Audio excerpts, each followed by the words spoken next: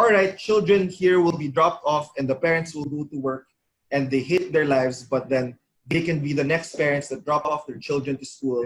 And these are taxpayers. And it's like,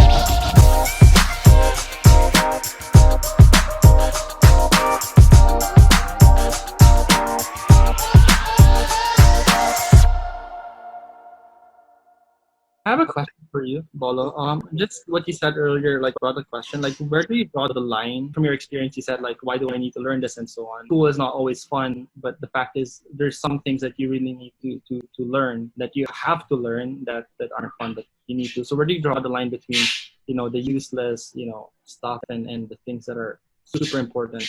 Bryan, I just want to say thank you for that question, because I wanted someone to ask that before. I think it's about the process and flipping the script. So right now the script is, you gotta know the basics, like even my smart teachers would say, like, oh, first principles, blah blah blah, right? And I agree with them, like take the first principles, but they kind of sound condescending. But for me, it's really about the activity first and the adventure of making mistakes, and then knowing, oh, that's why it's necessary to understand these boring things. But if we go boring things first, it's like, fuck that. Like, I want to make my first jump.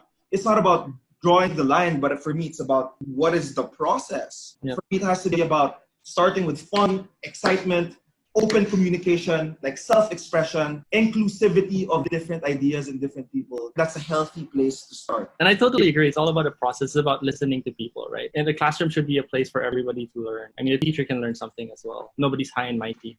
In the hypothetical situation where we would make an online school, how would you go about it? Like, what do you think would be the first 3 steps, and what could it look like? I'm strong with programming, so let's assume the school is about programming, right?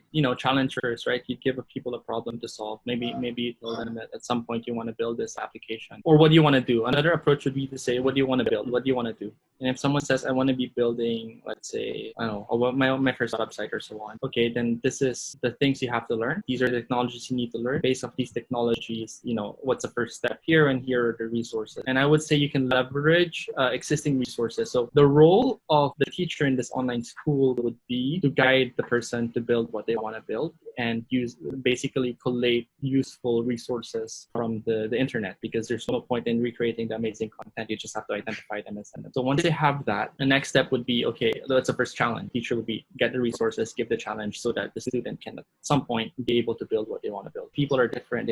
They have different motivation. It really doesn't matter what you want to create. The question is, how do you learn and how do you get there? And how can I help you learn to get there?